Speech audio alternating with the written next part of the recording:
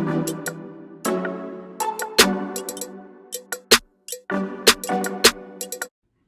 morning. My theme for this morning is choose hard things.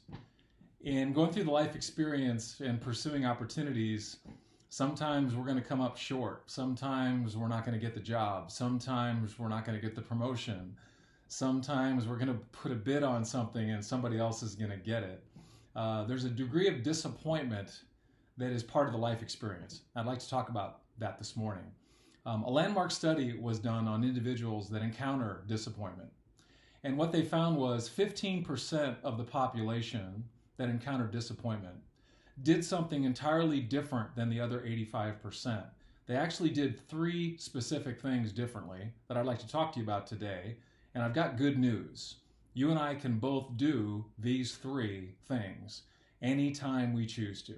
So let me set up the example. I pursue a job promotion, I go through the interview process, and it's awarded to somebody else. Gosh, that happens, right? That's probably happened to all of us, and that's part of the life experience. If we're going for something hard, on occasion, it's not going to work out, which in my opinion tells you you're on the right track, right? Because if everything was easy and we're undefeated, to me, that's missed opportunity. Okay, so back to the 15%. They didn't get the position. Guess what they did? They chose commitment over alienation. What does commitment mean? They sought feedback on better understanding what the gap was between where they were and where the organization wanted them to be. They weren't defensive, they wanted feedback, and they collected it at every place they could. Now the alternative in the other 85% was they became alienated, and like I'm doing right now, they pulled back and they became a miniature of who they once were, and in many cases, they never pursued another opportunity again because they were embarrassed. No, number 1 is go get important feedback. Don't miss it. People have it for us to gain. Number 2, they chose control over powerlessness, meaning they went to work on the feedback they were given. Let's say, for example, someone says, Dan, you don't listen very well, and that's getting in the way of your leadership.